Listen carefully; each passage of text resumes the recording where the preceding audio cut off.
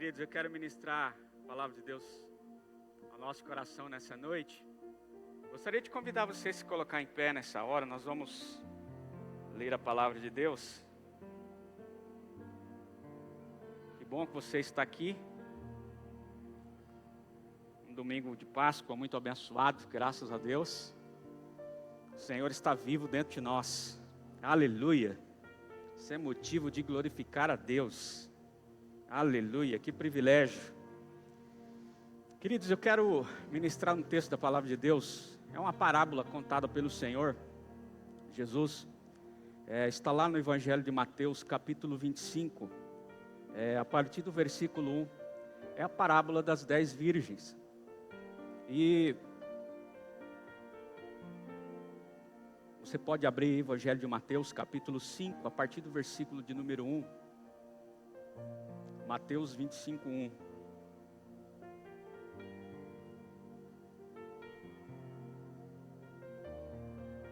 Jesus sempre contava uma parábola.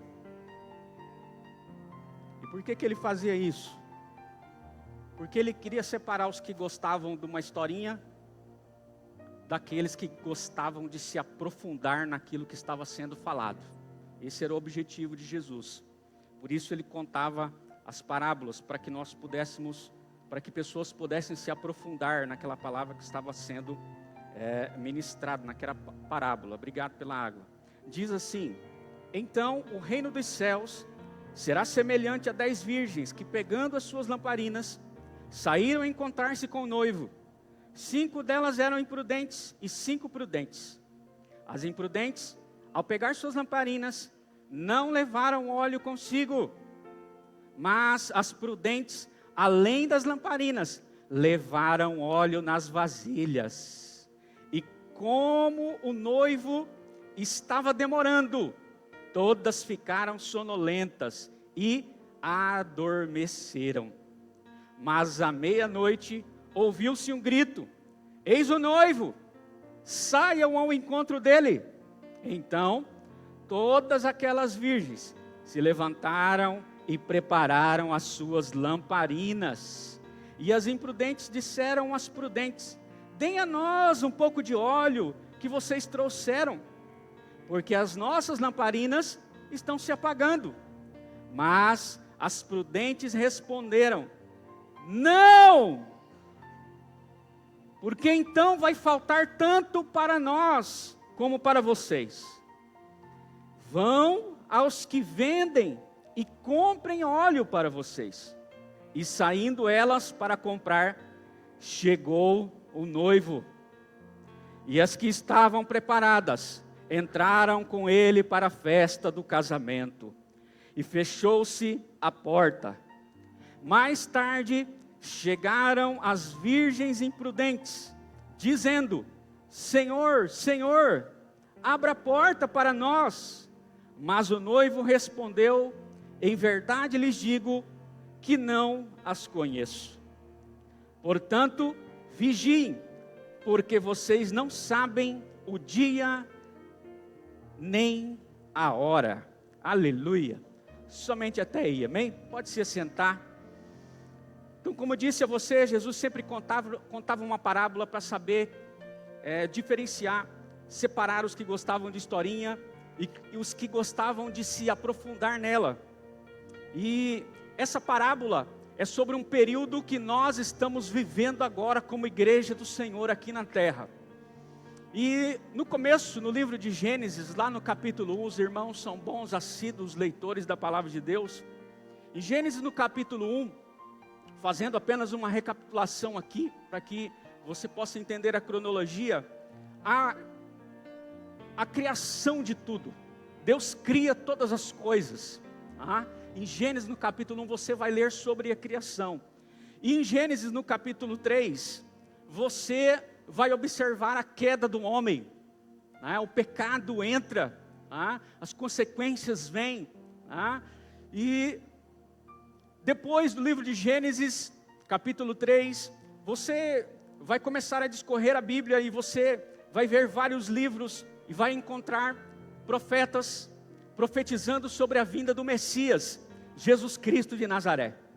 Você vai ver muitas coisas acontecendo no meio das pessoas, no meio do povo, mas você sempre vai ver uma mensagem: olha, o Messias, o Salvador vai vir. Ele vai vir, Ele vai vir, Jesus virá, Ele vai nascer, a grande estrela da manhã estará vindo. E aí, a gente vê logo à frente nos evangelhos, ali a partir de Mateus, nós vemos ali no evangelho, que os evangelhos vêm ali mostrando Jesus, a vinda de Cristo. Ali, por exemplo, João Batista, primo de Jesus, ali pregando como precursor, anunciando a vinda dele, anunciando o reino dos céus está próximo, anunciando a mensagem ao povo, aquele lugar, e então, um belo dia, o Senhor Jesus vem, nasce, cresce, passa por todo o processo, como criança, como adolescente, como jovem, e ele chega para buscar e salvar o que está perdido, porque a Bíblia diz que a missão do Senhor Jesus aqui na terra é que ele veio buscar e salvar o que está perdido. Essa é a missão de Jesus. Ele veio com essa missão, a única específica, Então Jesus chega para salvar os perdidos, e aí os discípulos, ele vai chamando cada um dos discípulos, e cada um dos discípulos vai atendendo o chamado, vai seguindo o mestre, e aí Jesus começa a treiná-los, começa a discipulá-los, começa a cuidar deles, Então os discípulos começam esse maravilhoso treinamento. Só que o que os discípulos não estavam entendendo, porque naquela época Roma estava dominando, Roma alcançava grandes lugares, com grande força, com grande exército, com grandes líderes, e os discípulos viam Roma ali como inimigos, mas o que os discípulos não entenderam, eles achavam que os inimigos eram Roma, mas eles não compreenderam que Jesus estava chegando ali, e ele não ia fazer conforme eles estavam pensando. Eles estavam imaginando que Jesus ia sentar no trono, e ia dizer assim: olha, agora juntem um grande exército, vamos treinar, e vamos matar esses romanos que estão dominando, que estão perseguindo, nós vamos fazer isso agora. Talvez isso fosse o pensamento deles, mas o que eles não sabiam, que na verdade, o verdadeiro inimigo deles, não era Roma, era o pecado. O verdadeiro inimigo dos discípulos era o pecado, era o inferno, era a carne pecaminosa que estava neles, de Gênesis no capítulo 3, ao qual eu disse para você, onde o homem caiu lá atrás. A natureza pecaminosa já estava em todos, Então, eles começam a compreender isso, e Jesus começa a ensinar a eles e mostrar que ele veio para morrer, tanto por judeus, quanto por gentios. E ele começa a mostrar que o pecado estava em todos, estava nos romanos, estava nos povos, estava nos próprios discípulos. Então Jesus vem e começa a ensinar, e começa a revelar tudo isso. Então, no meio de toda essa história, Jesus é perseguido, os discípulos são perseguidos, e Jesus é crucificado. Jesus é crucificado, é morto, mas ele ressuscitou, aleluia. Jesus ressuscitou e está vivo, ele venceu a morte. Por isso você está hoje comemorando a Páscoa, amém? Você está lembrando desse sacrifício que foi feito na cruz do Calvário, mas especialmente um dia ao qual o Senhor ressuscitou. A mensagem está viva. A Páscoa é Jesus dentro do homem, salvando ele da eternidade, do pecado e do inferno. Isso é a Páscoa. Isso é a Páscoa. Então, nós vemos que ele vem e Jesus começa a aparecer a vários irmãos. Inclusive, ele começa a conversar com alguns e eles não o reconhecem. E eles vão papeando, vão conversando por longos quilômetros, e eles não reconhecem. E Jesus aparece para vários irmãos. E um dia ele aparece para os discípulos, que estavam trancados em uma sala, com medo. E ele aparece, e ele mostra as mãos e os lados, e diz para eles: paz seja com vocês. O mestre aparece ali para os discípulos, e começa a conversar com eles, e então estabelece a grande comissão, e libera os discípulos para irem a todas as nações, anunciarem a palavra dele, a batizarem pessoas, a ensinar a palavra dele. Então ele libera a grande comissão, e ele deixa o Espírito Santo, o Consolador, para nós, para habitar dentro de nós, para nos dirigir, para nos guiar, para nos mostrar, para nos revelar grandes coisas que ainda haviam de acontecer. Então, ele nos deixa o Espírito Santo Consolador, e o noivo volta para o Pai. O noivo Jesus volta para o Pai. Então,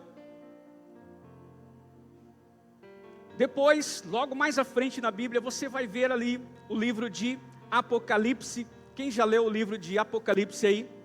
É o livro da revelação. Lá você vai ler tudo o que vai acontecer, tudo que Deus vai fazer, a grande batalha final do Armagedon. Você vai ver tudo o que vai acontecer, a vitória de Cristo sobre Satanás, juntamente com a igreja, vencendo Satanás. Então, você ali acha todas essas histórias onde vai acontecer.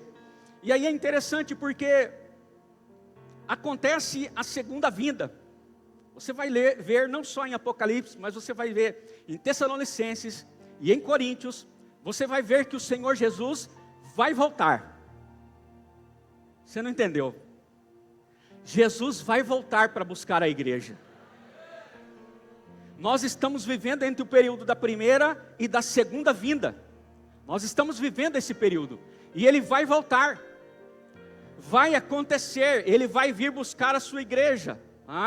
Então nós estamos vivendo esse período, e aí depois de vir, de morrer, de escolher nos salvar, de ressuscitar, de estar vivo dentro de nós, de cada um que entregou a sua vida para ele, ele volta para o Pai. E agora, eu e você, estamos aguardando o dia do casamento, o dia das bodas do Cordeiro, aleluia. Nós estamos aguardando esse dia. E quando eu digo para você que Cristo vai voltar, é uma grande verdade. Além de estar escrito na palavra, o Senhor sempre nos relembra, o Senhor sempre nos mostra em visão, em sonho. E em janeiro nós estávamos em uma viagem em Goiás, e nós estávamos no hotel. E aí, você sabe, o pastor, quando viaja para alguns dias de férias, ele tenta dormir até mais tarde. E aí minha esposa e minha filha estavam dormindo, e eu disse assim, amanhã eu vou acordar mais tarde, vou acordar umas 10 horas da manhã, porque afinal de contas eu acordo para ir para a oração da madrugada, estou sempre orando da madrugada, e eu vou descansar um pouco, mas quando dá 4h30, 4:45, o reloginho biológico já levanta a gente. E ali naquele dia eu me levantei, e fui ler a palavra, e fui orar.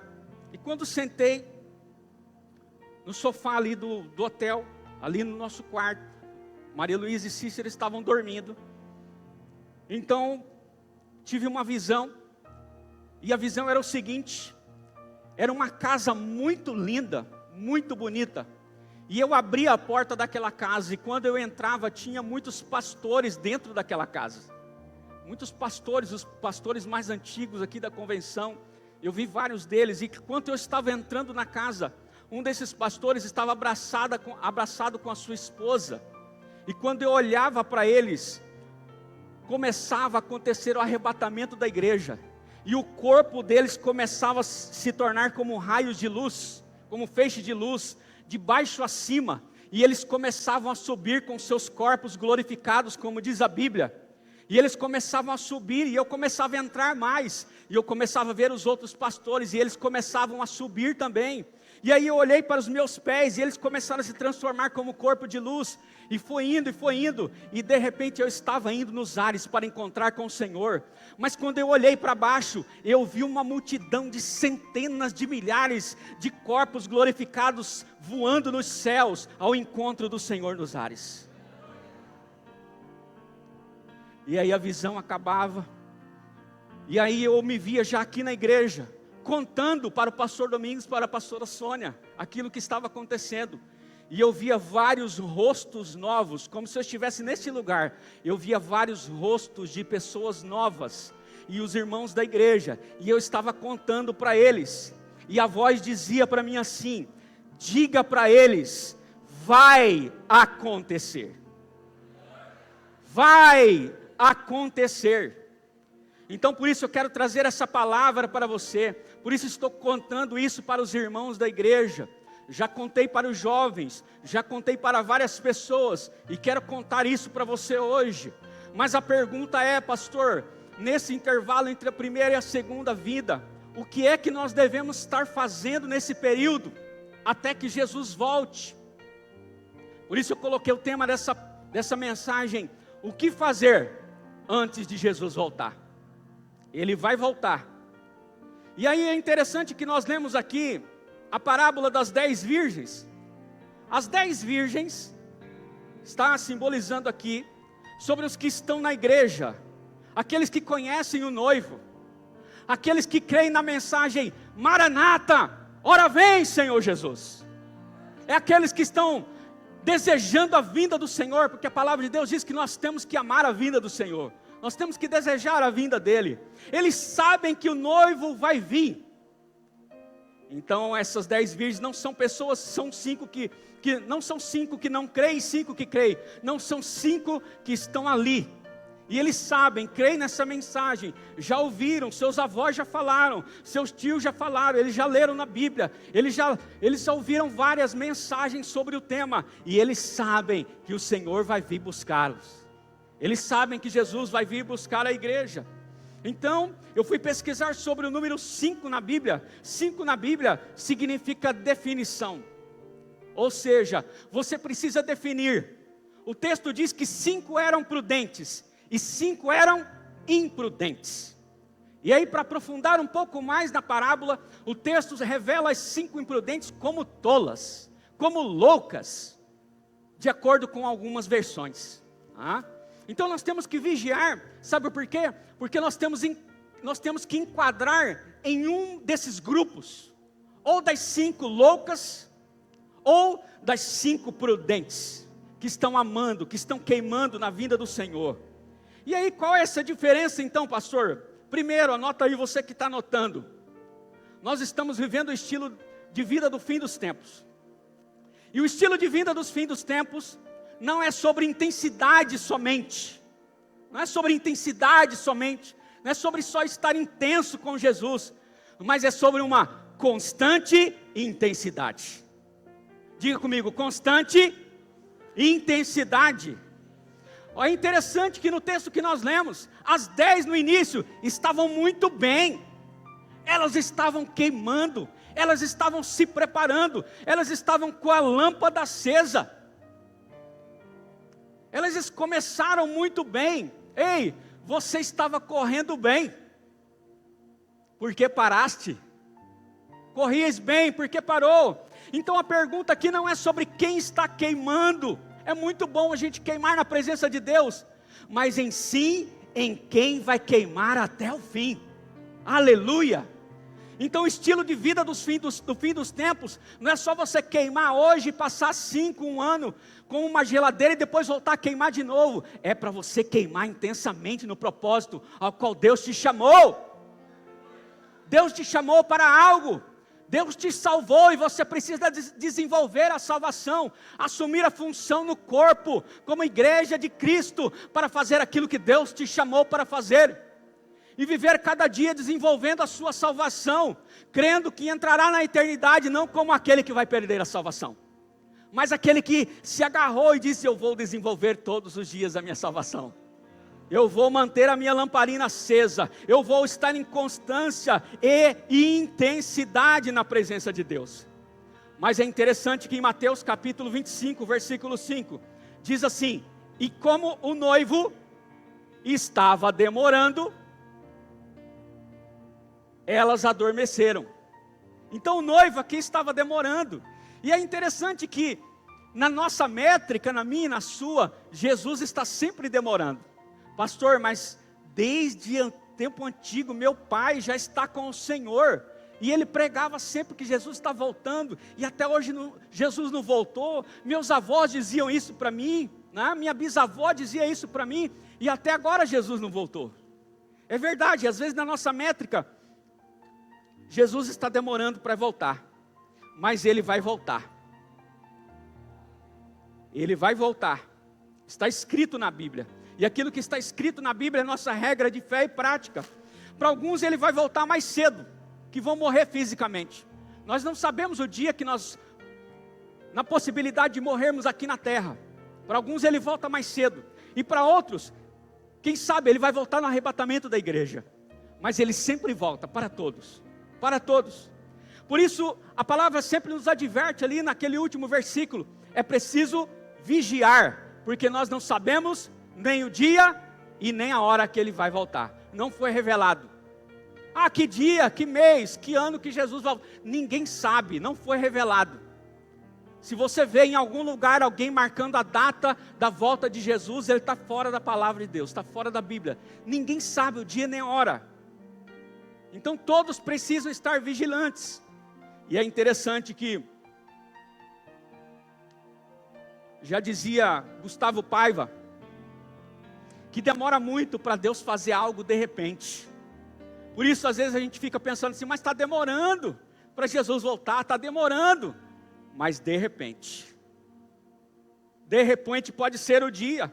Sabe, eu fiquei pensando,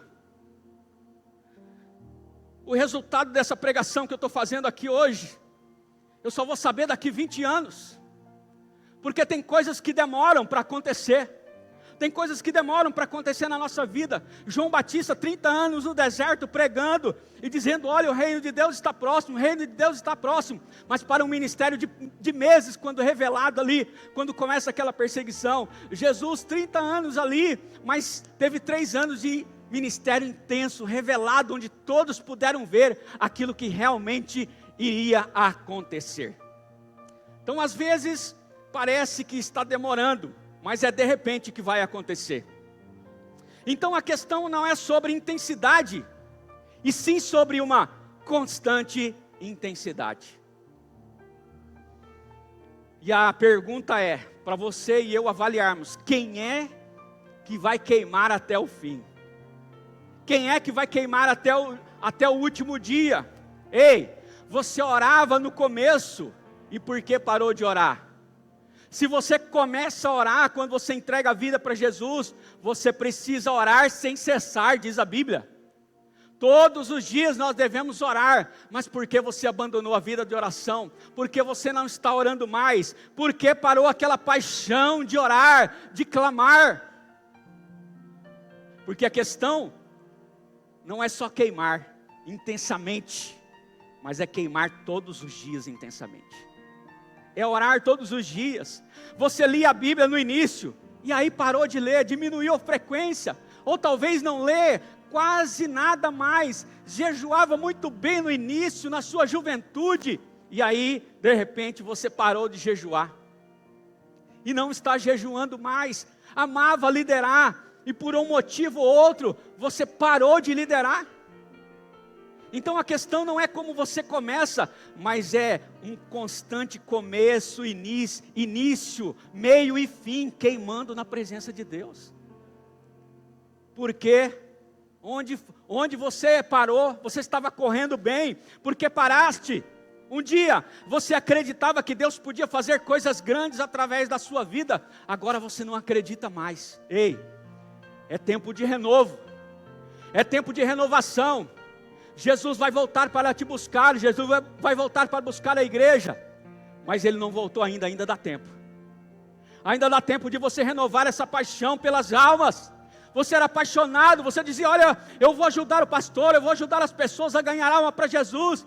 Mas aí você começou a dar atenção para tantas outras coisas, e a paixão pelas almas, você não consegue mais nem obedecer o Espírito Santo, dizendo, prega para esse aí, você passa e não prega. A pergunta é para você refletir nesse primeiro tópico: quem é que quando ele chegar, vai ser encontrado com a lâmpada acesa? Aleluia! O noivo vai vir. Quem é que vai ser encontrado com a lâmpada acesa? Quem que nessa época aqui, de Igreja Batista Nacional Renovo, nesse tempo entre a primeira e a segunda vinda de Cristo, vai desenvolver um estilo de vida que vai ser encontrado fiel quando Ele voltar? Aleluia! Aleluia! Glória a Deus! O que o discípulo de Jesus precisa estar fazendo quando Ele voltar? Ele precisa continuar queimando. Você não pode parar por causa dessa circunstância. Você não pode parar porque o seu marido não é crente, a sua mulher não é crente, os seus filhos ainda não entregaram a vida para Jesus, ou porque a sua finança não está muito bem. Você não pode parar. Você precisa continuar a sua caminhada. Você precisa voltar ao primeiro amor, você precisa voltar ao início de tudo, e não parar de queimar todos os dias. Ei, querido, eu tive muitos dias para parar de queimar, para parar de ler a Bíblia, para parar de orar, para parar de fazer um monte de coisa. Mas isso não é meu objetivo. Meu objetivo é continuar queimando na presença de Deus. Nos dias bons e nos dias maus, igual quando a gente faz a aliança no casamento lá. A gente jura amar a nossa esposa, nosso esposo nos dias bons e nos dias maus. Na saúde e na doença. Por que parou de adorar? Por que parou de adorar? Por que parou de acordar cedo e ter aquele momento seu com Deus especial? É hora de voltar. Ei, Jesus está vindo buscar a igreja. Segunda coisa que nós precisamos fazer antes de Jesus voltar. E aí você precisa estar atento a isso. Não adianta andar com pessoas cheias de óleo. Óleo não se empresta. Óleo não se empresta. O texto diz aqui que as imprudentes estavam juntas. As prudentes estavam juntas daquelas que a Bíblia chama de loucas. Elas estavam juntas aqui. Então, porque óleo não se empresta, não adianta, por exemplo, você dizer assim: eu sou daquela igreja tal. Eu sou daquela igreja onde o meu amigo, homem de oração, fervoroso, o avivamento está na vida dele. Mas a pergunta é: o avivamento está só na vida do seu amigo? Não está na sua vida, não? Não adianta você dizer: eu sou daquela igreja A, daquela igreja B, daquela igreja C, onde tem um poderoso avivamento lá, mas esse avivamento está na sua vida. Porque óleo não se empresta. Você leu aqui no texto, óleo não tem como emprestar. O óleo é individual, a busca da presença de Deus é individual para cada um de nós aqui. Então eu quero dizer algo para você: esteja perto de pessoas que queimam, mas não é o suficiente. Não é o suficiente, porque óleo é individual. Você tem que acumular o seu. Você tem que ter experiência de oração. Você que tem que vir na vigília e buscar até as 5 horas da manhã. Você que tem que ler a palavra com paixão, com amor. Você que tem que ir para a evangelização. Não adianta olhar para o outro. É você que tem que queimar. É você que tem que queimar. Aleluia. É interessante que as 10 virgens tinham candeias. Diga comigo assim: as 10 virgens tinham candeias. O que significa candeias, pastor, na Bíblia? Significa que elas tinham a estrutura para queimar. A candeia era o lugar onde era estruturado para colocar ali e queimar tudo que precisasse queimar. E sabe, você tem uma mega estrutura que Jesus deixou. Jesus deixou você, a própria igreja. Jesus deixou a nós. Olha só esse prédio que você tem aqui para queimar. Você tem pastores chamados segundo o coração de Deus, que nos apacentam com sabedoria, com inteligência. Você tem curso de todo tipo aqui na escola bíblica. Domingo de manhã, às 8h30, vai começar uma classe de casados domingo de manhã. Você tem a candeia para você queimar e colocar o seu casamento nesse curso do casados que vai começar domingo de manhã, e o seu casamento ser uma bênção, e talvez esteja apagando, mas vai começar a queimar. Aleluia. Aproveite que Jesus não voltou ainda. Sabe, o Senhor Jesus deixou a Bíblia, que de tempos em tempos, passando de mão em mão, foi traduzida para o português, e está disponível para você em vários idiomas, em várias versões. Aleluia. Tem de todo tipo, tem Bíblia do obreiro, Bíblia da mulher, Bíblia da criança, Bíblia de todo tipo. Para não ter desculpa para você não ler a Bíblia. Tem toda a estrutura para você queimar. Nós temos vigílias, nós temos louvores. Olha só que maravilha, gravando louvores, né? Os irmãos gravando louvores, que coisa muito abençoada. Nós temos os ministérios para você queimar. Em qual ministério você está queimando? Em qual ministério você está queimando? Aonde você está queimando, meu irmão? Eu vou gastar minha vida inteira no ministério ao qual for preciso para queimar. Eu fico muito feliz quando eu vejo alguém queimando. Eu vi os jovens na sexta-feira, servindo aqui junto com a Fernanda na sexta-feira, não chega mais. E eu disse, meu Deus, que obra maravilhosa. É muito bom quando a gente vê os irmãos queimando aqui no louvor, queimando no ministério ali no Casa de Paz, no Casa de Milagres, ajudando os adolescentes, ajudando os jovens. Mas aonde você está contribuindo? Pastor, eu estou muito de idade, eu já não posso servir para mais nada. Ei, eu conheço um missionário que entregou a vida para Jesus aos 80 anos de idade, e está viajando o mundo até agora. Qual é a sua desculpa? Qual é a sua desculpa? Elas tinham 10 candeias para queimar, 5 eram prudentes e 5 eram imprudentes. Em qual delas você está? Você precisa definir isso na sua vida, isso vai fazer toda a diferença. Está tudo pronto para você queimar, aleluia. Jesus já veio, morreu na cruz, ressuscitou, está vivo dentro de cada um de nós. O que você está fazendo com essa vida de Deus que está dentro de você? Qual serviço você está fazendo para Ele? Aleluia, glória a Deus. A pergunta é, você tem óleo? Você está queimando? Imagina só para você entender melhor.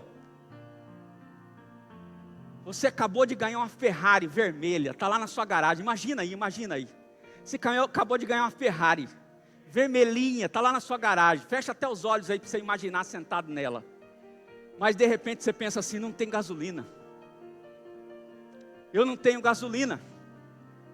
E aí alguém já disse uma frase assim, melhor alguém com Fusca e com gasolina e vai mais longe, do que alguém com uma Ferrari sem gasolina que não pode sair do lugar. É desse jeito. A gente precisa entender que o Evangelho é simples de ser feito, é simples de entender a mensagem de Cristo. Não basta queimar com intensidade, mas queimar com intensidade constantemente. Todos os dias, nos dias bons, nos dias maus. Tem uma canção que diz, eu te servirei nos dias bons e nos dias maus. Nos dias ruins, eles sempre chegam para todos. E aí, a palavra-chave para você ter óleo. No versículo 8 e versículo 9, as 5 virgens nos ensinam. As insensatas disseram às prudentes, dê-nos um pouco de óleo, pois as nossas lâmpadas estão se apagando. Elas responderam, não, pois pode ser que não haja o suficiente para nós e para vocês. Se você quiser ter óleo, o óleo da presença de Deus na sua vida, você precisa aprender essa palavra, N-A-O-T-I-O, não. Diga comigo assim, não. Faz assim, não. E é interessante porque o texto aqui, parece que elas estão tendo até uma oportunidade, né, as prudentes, de serem misericordiosas, complacentes com as imprudentes. E dizer assim, não, claro, peraí, eu vou pegar um pouquinho aqui de óleo e vou doar para você. Mas o que é que elas dizem? Não! Elas são enfáticas. A Bíblia diz que a palavra do crente tem que ser sim, sim, não, não. O que passa disso vem do maligno. Então o crente, ele vai precisar ser bem definido naquilo que ele tem para a sua vida. No sim ou no não. Se você quiser ver uma pessoa altamente espiritual, ela tem sempre um sim, sempre um não na vida dela. Ela está sempre definida naquilo que ela faz. Pode olhar para isso, pode olhar para isso. É sabedoria da palavra de Deus. Então, as prudentes responderam, não. Por exemplo, no dia do seu casamento, no dia do meu casamento, vou usar meu exemplo.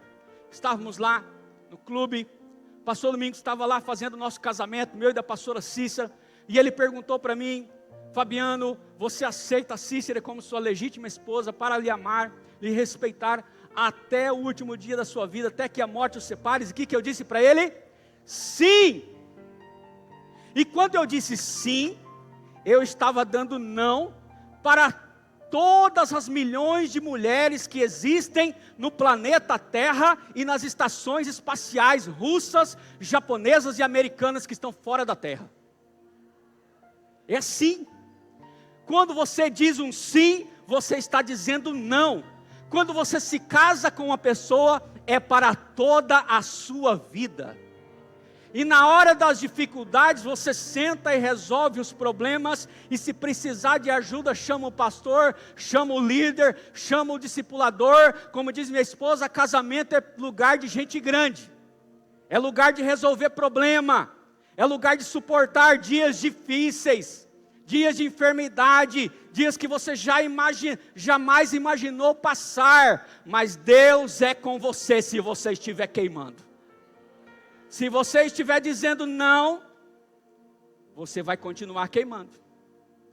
Não para as drogas, não para a cocaína, não para a maconha, não para a desonra contra os pais. Se você quiser ser espiritual, jovem, adolescente que está me ouvindo aqui nessa noite, a Bíblia diz que o dever de vocês é honrar pai e mãe. Não é se estiver querendo, é um dever. E se você fizer isso, aleluia, você está dizendo não para a desonra, está dizendo sim para você viver bem, ser próspero nessa terra e viver muito tempo. E viver muito tempo. Não para as drogas, não para a prostituição, não para as cantadas da vida. Talvez num trabalho, tentando seduzir você para ir fora do casamento. Diga não! Se você quiser ter o óleo da presença de Deus, aprenda a dizer não. Não para a maledicência, não para o mundo do crime e roubos.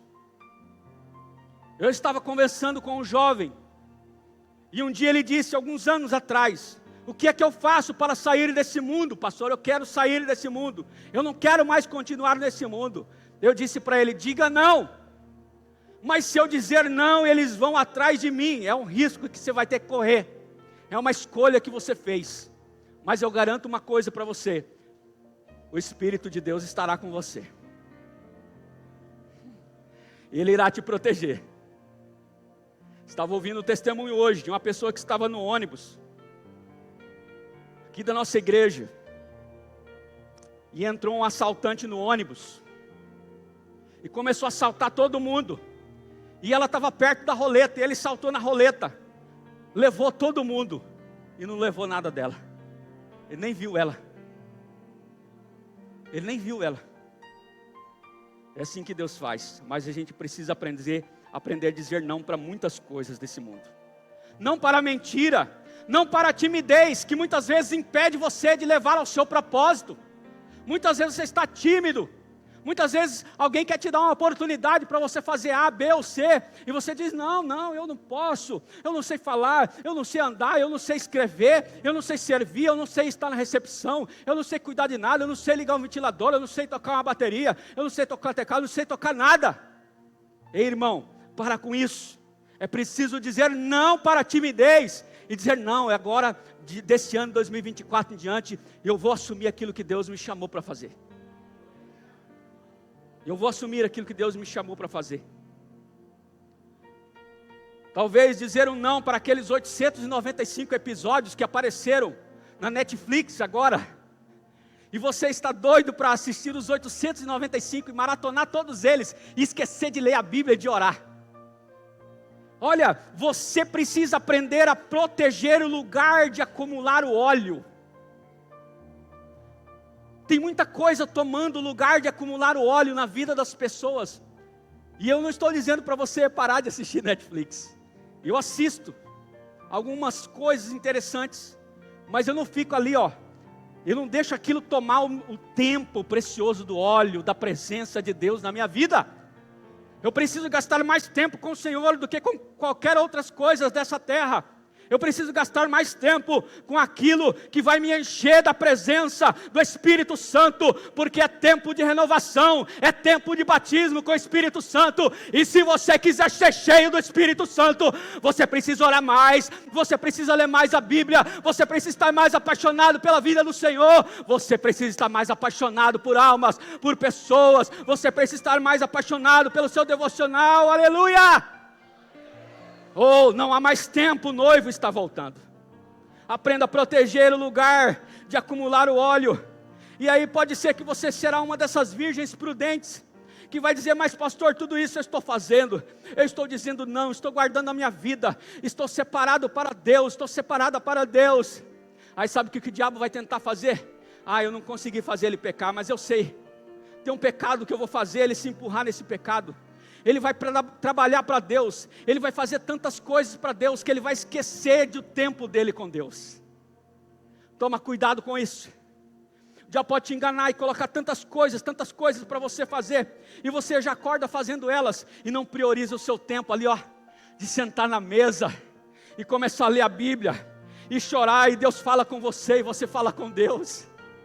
Cuidado para você não perder o tempo da sua oração da madrugada na sua casa, e você levantar correndo, e achar que você precisa tomar banho, e sair atrasado para ir para o trabalho. Ei, acorda mais cedo, começa a buscar a Jesus, porque Ele está vindo buscar a igreja.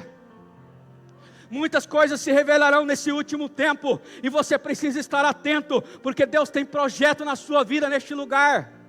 Deus tem revelação para você, e aí Ele pode tentar te empurrar para fazer a obra de Deus sem Deus, sem buscar a presença de Deus. Está ali fazendo, está tocando ali, está tocando, está cantando aqui, mas está vazio. Não fala para ninguém, não fala para Jesus, não conta para ninguém, a vida está muito ruim, não fala. Cuidado com isso. Você pode estar liderando, fazendo alguma coisa, mas a presença de Deus está longe. Está longe, está longe. Será que compensa isso, irmãos? Não compensa, porque Ele morreu na cruz do Calvário, derramou o sangue dEle, para ficar dentro de nós, juntinho com a gente, aleluia. Ele faz questão de se fazer presente na nossa vida. Oh, glória a Deus. Então tome cuidado, porque isso aqui é óleo, versículo 10 ao 12 diz assim: saindo elas para comprar óleo, chegou quem? O noivo. As virgens que estavam preparadas entraram com ele para o banquete nupcial, e a porta foi fechada. Conhecer é diferente de ter informação. Se eu disser para você assim: quem aqui conhece o Neymar? Né? Aí a maioria das pessoas levanta a mão, mas na verdade você não conhece o Neymar. Quem conhece o Neymar é as pessoas da casa dele, é a família dele, é a mãe dele, é o pai dele, é a irmã dele, é as pessoas que estão lá. Você tem informação sobre o Neymar. Ei, presta atenção no que eu quero falar para você. Não tem informações sobre a Bíblia. A Bíblia não foi escrita para você ter informações sobre Jesus, sobre o reino dos céus. A Bíblia foi escrita para você conhecer a Deus. Ei, chega de ouvir falar de Jesus, dos milagres. É hora de você experimentar Jesus entrar na sua vida nessa noite. É hora de você experimentar o milagre da transformação da velha natureza para uma nova natureza. É hora de você experimentar o Cristo vivo que está dentro de nós na sua vida. Se você não experimentou isso, é dia de você experimentar agora. É o momento de você experimentar. Então por isso o Senhor Jesus advertiu e disse para as imprudentes que chegaram tarde, que saíram para comprar óleo. Ele respondeu para elas: em verdade lhes digo que não as conheço. Por isso importante é conhecer a Jesus, é entregar a sua vida para Jesus e começar a ter um relacionamento com Ele. Isso é intimidade com Cristo. Isso vai te levar a, quando o noivo vier, você entrar e a porta do quarto vai ser fechada. Aleluia. Preste atenção nessa palavra.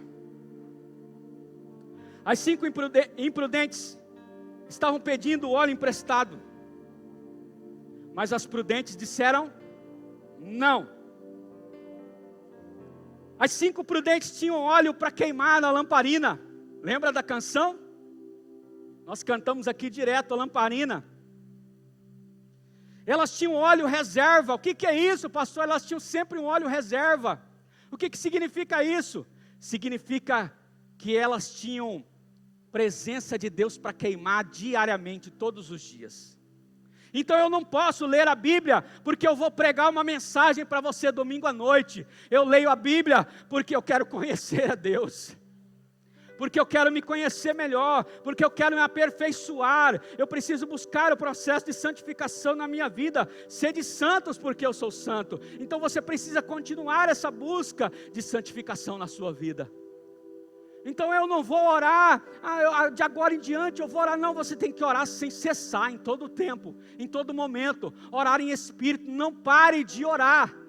Não, eu vou jejuar agora porque vai vir um congresso ali, e agora eu tenho que jejuar. Não, entra no projeto aqui, já jejua todo dia. Jejua na quinta, na sexta, no sábado, no domingo, na segunda, na terça. O quanto você puder. Mas jejue porque você ama a Deus, porque você conhece a Deus, porque você está queimando, e você sabe que toda semente plantada vai ter colheita. Você sabe que cada jejum, cada oração, cada investimento seu no reino vai ter a colheita, e você faz isso porque você ama a Deus. Aleluia. O texto diz que as 10 dormiram, baixaram a guarda. Versículo 5 diz: o noivo demorou a chegar, e todas ficaram com sono e adormeceram. Mas à meia-noite, ouviu-se um grito: o noivo se aproxima, saiam ao encontro dele. Sabe quem era essa pessoa? É uma pessoa que ela não pode dormir, ela tinha que ficar acordada. Aquelas 10 podiam dormir, mas essa pessoa não podia dormir. E quem era essa pessoa, pastor? É o amigo do noivo. A missão dele é esperar, é ficar com os olhos arregalados, e quando ele aparecer, ele vai dizer: olha, o noivo se aproximam. E eu quero dizer algo para você nessa noite. Eu estou fazendo o papel do amigo do noivo, e eu estou dizendo para você, igreja do Senhor: ei, o noivo se aproxima. Jesus está voltando, Ele vai buscar a sua igreja, Ele vai buscar a sua igreja. Então eu quero dizer algo para você: se prepare enquanto é tempo, não deixe para comprar óleo quando o noivo estiver à porta. Faça isso hoje, faça isso agora. Na verdade era para você ter feito isso já ontem. Eu quero desafiar você também a ser um amigo do noivo, a ficar atento e a pregar essa mensagem, e a dizer para as pessoas: olha, Jesus vai voltar. Eu quero que você seja aquela pessoa que diz para as pessoas, em 1 Coríntios 15, 52, diz assim: em um momento, em um abrir e fechar de olhos, ao som da última trombeta, pois a trombeta soará, isso é a palavra de Deus, os mortos ressuscitarão incorruptíveis, e nós seremos transformados. Pois é necessário que o que é corruptível, a nossa carne, o nosso corpo, se revista da incorruptibilidade, um corpo cheio de glória, do que é mortal, e se revista de imortalidade, e vamos nos encontrar com Ele nos ares. Diz 1 Tessalonicenses capítulo 4, versículo 17: seremos arrebatados juntamente com eles nas nuvens, a encontrar o Senhor nos ares, e estaremos para sempre com o Senhor. Coloque-se em pé, meu irmão.